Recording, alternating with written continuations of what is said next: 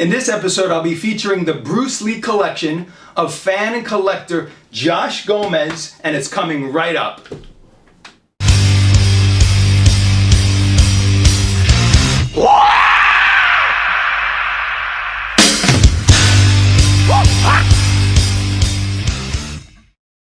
What's up, guys? Charles Damiano back from the Bruce Lee collection for another exciting episode.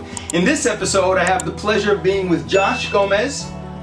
We'll shake. Right. It's all good, man. It's all good. Bruce Lee collector, and he was kind enough to invite me over to his entire Bruce Lee room here in San Jose, California. And today we can get a chance to get to know Josh. We'll go through a little bio on him, and then we'll find out how he started in Bruce Lee collecting, and it'll be a fun time just getting to know Josh. So Josh, let's get this thing started here, man, all right? Sure. So tell me, first of all, again, thanks for inviting me into your home. You have the most unbelievable Bruce Lee collection that I've seen in a while, outside of Hector Martinez when he invites me over his Bruce Lee gallery. Nice. You have something very similar, and you seem like you take a lot of pride into Bruce Lee collecting. But let's go a little back. So why don't you tell me when you first got started as a Bruce Lee collector? And first of all, how were you first introduced to Bruce Lee? And and when did you get introduced to him? For me, it was my father when I was 5 years old. Oh, okay. My father would tell me about Bruce Lee. He would take me to the theaters, the old theaters where they would show like 2 to 3 movies. Yep. Double, triple features. Wow. And what year was that? 85. Okay. Right. So that was my first introduction, and then a couple of my first magazines, Black Belt, Inside Kung Fu. I'd get in the grocery stores. My mom would take me. Yeah. Then the following year, I got my first figure. The Largo figure. Yeah. Alpha Beta grocery store. Yeah. And I remember seeing the whole rack full of all the 6-inch figures. So you remember those when they actually were out on the stands back in the 80s. And I saved my lunch money for a week back in the 2nd grade, back in '86, to go get that $8 figure. Damn, so I ate wow. for a week. Yeah. Very nice, very nice. So what did you find so fascinating and intriguing about Bruce Lee to, everyone who collects seems to be almost overwhelmed with who he was, what he was about, what he stood for, and it gets them to the point where they just want to pick up almost everything on Bruce Lee. What did you find so fascinating about him? For me, a lot of it was what my dad was telling me, and then when I actually saw it. So when you actually see him, he's real. Yeah. You see his martial arts skill. You see his physique. Yep. His face. He has a certain face that nobody else has. That he can read you. He knows what you're gonna do. Yeah. And he has that expression. Like I said, no one else has that.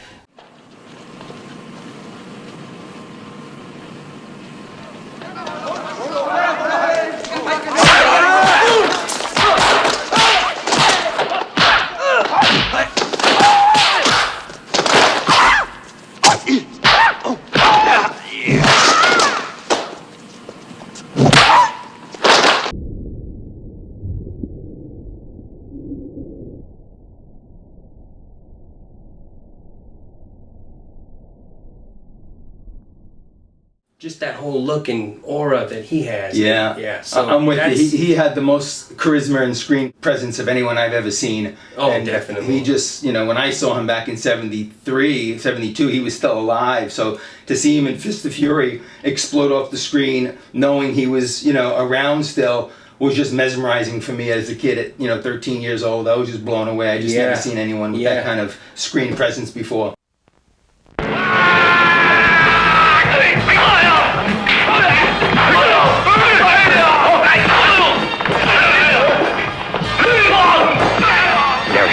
Superheroes, supervillains, and super movies, but there has never been anything like karate and kung fu.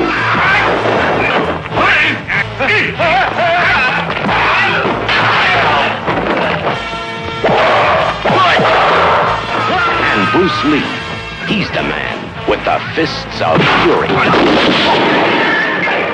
Karate and kung fu, the new screen excitement you've been waiting for. Introducing the incredible heroics of Bruce Lee. Every limb of his body is a lethal weapon against an army of men. I actually remember a day I was at my grandmother's house with my aunts and my uncles, and me and my dad and my uncle went to the video store, and we rented a bunch of Bruce Lee tapes. And I remember the first Bruce Lee tape was the one that I seen, Enter the Dragon, was a green and black one. And then the other ones, Game of Death and all the other ones were in the black 20th Century Fox box. Yeah, that's the videos, right? That's when it was video. The VHS. Yeah, the VHS. And then they had that big metal silver VCR that would lay flat, and then the top would pop open like that. Yeah. And then I just remember those and going to the theater, and man, those are memories right there. Wow, that's great. That's great. So from seeing him on screen and then, being inspired by him, how did you then get into Bruce Lee collecting? Like, what inspired you to do that? And how long have you been collecting now? So, when I was really young, I would buy a few things here and there. Yeah. But I was crazy about Bruce Lee. My dad would tell me, "Oh, Bruce Lee's on." I'd come running out of the room, right?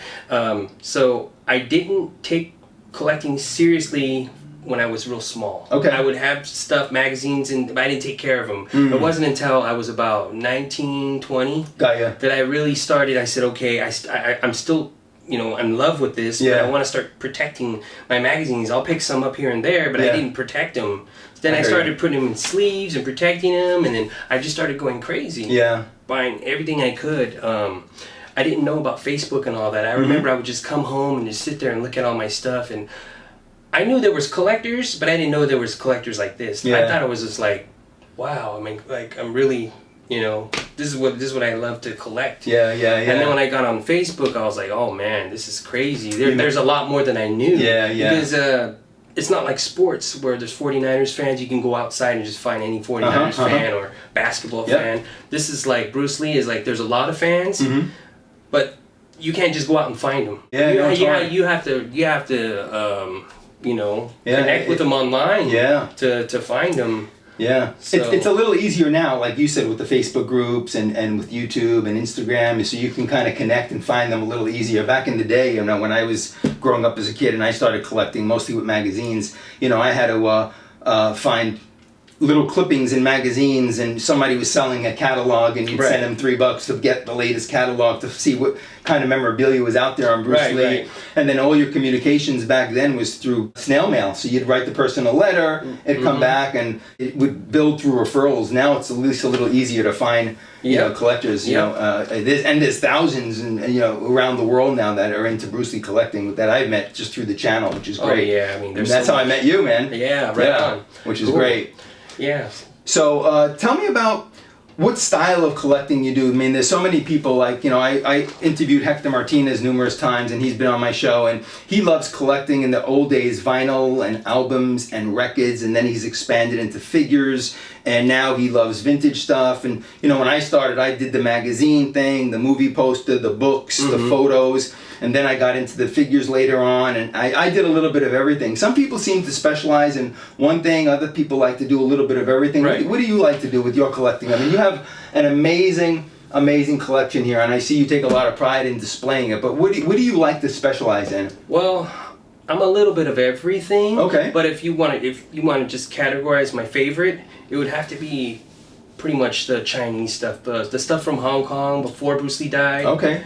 I really love that stuff. Just something about the era, something about the designs, the Chinese letters, and the old vintage, Bruce Lee Kung Fu film. Yeah. I really like that. I hear you. Yeah, so the way they displayed it. That would be my favorite area. I mean, I do have the figures. I really like Arnie Kim because after all those years, I was never satisfied with the figures. No. When I saw his figures when he was making the, custom ones. Yeah, the prototypes and the custom ones. My mouth dropped. I says, wow, who made this? Who made this? Yeah. This was before he was working for companies. So, well, you got to show the fans some of your prototypes that you bought from Arnie Kim a little later. Well, after the interview, we'll kind of walk around and we'll do a spread on your gallery here, and I want you to kind of point out those, because those were really, really impressive when you showed me those. And I know there's probably one in the world. I remember when he featured these and he showed the prototypes for the first time, years back. I was blown away that these figures were about to be produced, and you have a few of the original prototypes, right? Yeah. Wow, that's great. Yeah, so we'll share that with the fans. Now, since you're a big vintage fan collector, maybe you could show the fans, maybe 1, 2, or 3 of your top pieces that you really like, and maybe talk about it a little bit? Yeah. So what are we going to start with? The first one is a magazine. It's actually a pre-death Hong Kong magazine. With the Fist of Fury cover, and these are called 4C's Weekly. Wow, those are some of my favorites. So I was lucky to obtain this magazine right here. Damn, that is beautiful. And it's in mint condition. So I can see that. Now, is that a pre-death issue? It's a pre-death issue. This came out in March 1972 when Fist of Fury came out in Hong Kong, the same month. Wow, those I love 4C's Weekly, and I knew a collector that had, I think that he's on probably over 20 of the cover issues, right, that are out there. Do you know how many exactly he's made the cover for? I think it was something like 21 or 22 that I've seen. Yeah. That I've seen.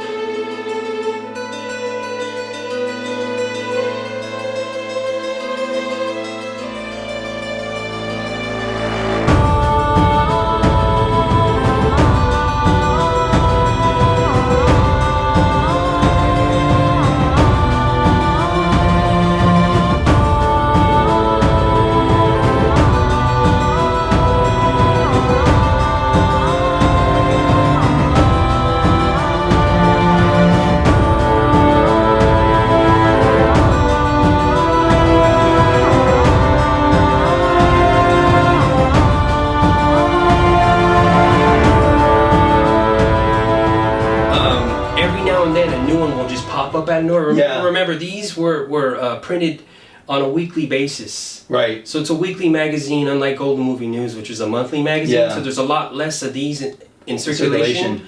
Right? Yeah, those are really, really hard to find. Do you mind me asking where you found that one? I found this from a seller from Hong Kong. Oh, okay. Yeah, he's on Facebook, but he charges a lot of money. Yeah, and if you don't mind me asking, because I know the fans love knowing the value of certain items, which we're going to probably do an episode on. Okay. What would you say the value of this magazine is? Something like this. Yeah. Since these are very ultra rare and sought after. Yeah. And they were only, like I said, printed for a week. Yeah. When you do find them, a lot of times they're destroyed because they're made of a newspaper type of material. Paper. Yeah, and they're very thin, right? Yeah. So I've seen these go for like well over $1,000. Wow. Yeah, I sold one that wasn't pre-death maybe 10 years ago. The one where he was on the cover of Fist of Fury, and I remember I sold it to a Japanese collector at the time, over 10, maybe 15 years for $400, but it wasn't pre-death. So something that's pre-death.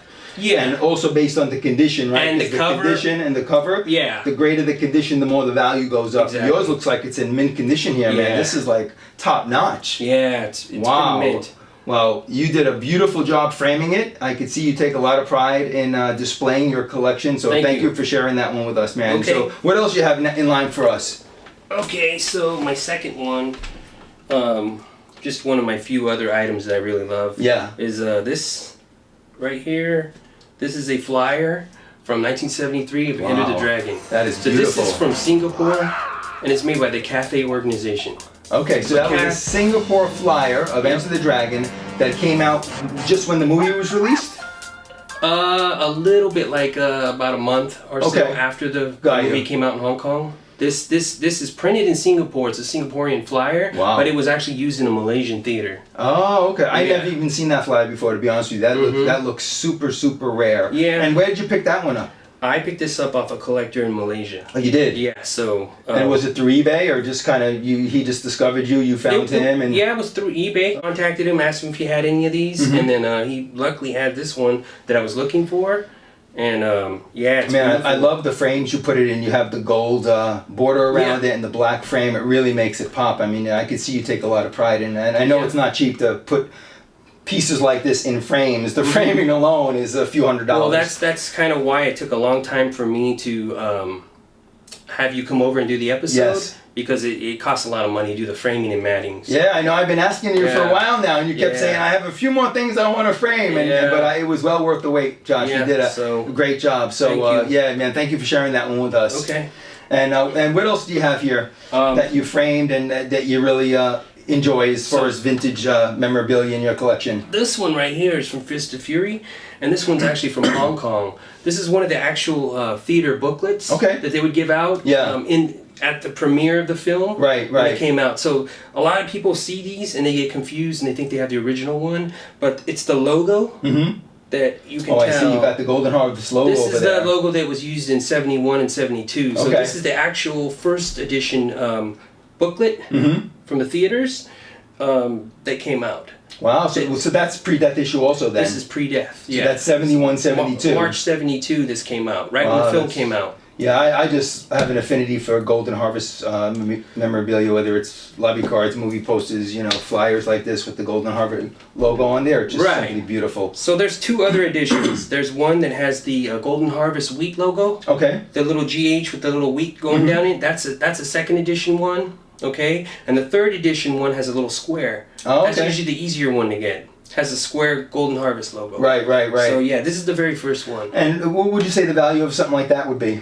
These, they're pretty expensive. I would say in a few $100 range for one of these. Yeah. And that looks like it's in pretty good condition. Oh yeah, mint. This is mint condition. Yeah, that's beautiful. And what was the other fly that you showed, the Enter the Dragon? What's the value on that? I always love trying to figure out some of the values of these. That one is a couple $100 as well. Oh, it is? Yeah. Wow, yeah, some of these vintage items are just incredibly expensive and hard to find these days. I mean, Bruce has passed away now, what, 47 years? So every year the items become more and more scarce and harder to find. Yeah. So you've done a great job in finding some of these. So tell us a little bit about, you know, how did Bruce actually inspire you? Did you ever study martial arts? Did you get into anything like that based on, you know, his inspiration in your life? Or actually, yeah, just his whole.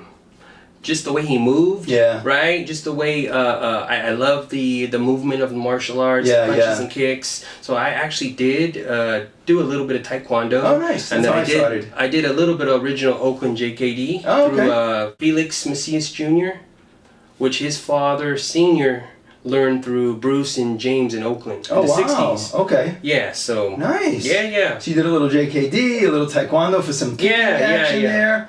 Pretty fun. So so you studied a little martial arts, and then you were telling me the other day that you actually met some of Bruce Lee's family. You met Phoebe Lee. Like, how did that come about? How did you meet Phoebe Lee? And I met Phoebe through another, I guess, fan collector on Facebook. They introduced me to her, and I got to meet her and hang out.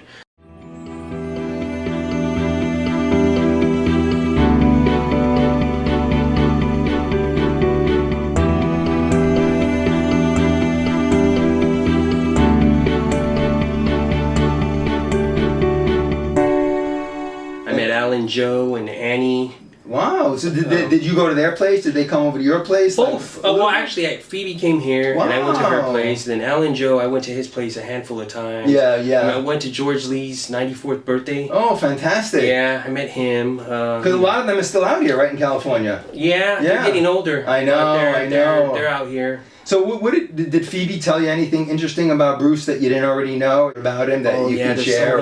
So many things she told me that I can't remember everything. Well, but is there anything that stands out that you can kind of share with the fans? I remember her telling me one time a story about a chase on the freeway. Bruce chased the guy down because the guy honked at him and gave him the bird. And he pulled over to the side and pulled the guy out of the car and then warned him that, you know, to be careful. And Bruce was driving? Bruce got Bruce was driving with Phoebe in the car. Yeah, and the guy passed him up. The guy passed him up, cut him off, and then gave him the bird. Yeah. And maybe he was driving too slow. I'm not sure. Yeah. She just told me that he pulled the guy out of the car, a big, tall guy. Wow. Yeah. Well, Bruce had a little bit of a temper, right? At times. I would say he had a temper. Wow, he held back because his mom and sister and son were in the car. Oh, okay. So he had Brandon in the car, and he had Grace Lee in the car. Wow, that's an interesting story. Thank you for sharing that with us. Wow. And then anything about George Lee? He was the one that made actually the Bruce Lee tombstone, right, for Bruce Lee? Yep. Right. That had the famous saying. He told me something about making Bruce a sword, and then he made all the the JKD plaques for the Los Angeles school. Right.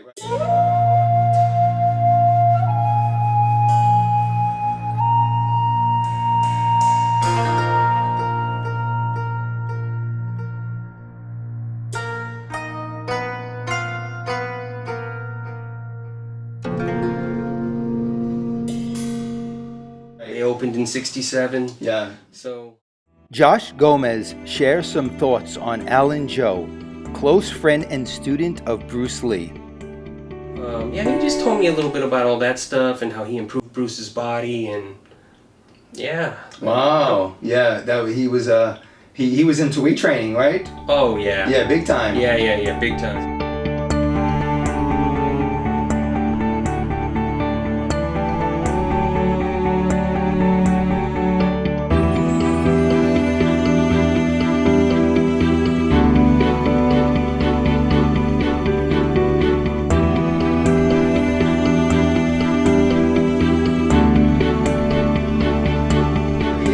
Bruce. I seen some of Bruce's, Alan Joe's weights that Bruce Lee used to use and James Lee used to use in Alan Joe's garage. Wow, that's fantastic. Pretty cool. Yeah, that is pretty cool. Wow. Well, this is great, man. This is great. So, yeah, I want to, maybe what we could do is walk around your room, and maybe as we go to different areas of your room, you can kind of talk a little bit about that area so that people can get a chance to see your collection. You up for that? Yeah, definitely. All right, why don't we do that? All right, guys, so we're going to take a little walk through now of Josh Gomez's Bruce Lee room, so you get a chance to see each room and how he has it designed and how he has his items displayed, and he takes a lot of pride, so I think you guys are really going to enjoy this next part of the episode. Stay tuned. Stay tuned for more on Josh Gomez and his incredible Bruce Lee collection in part 2, coming soon.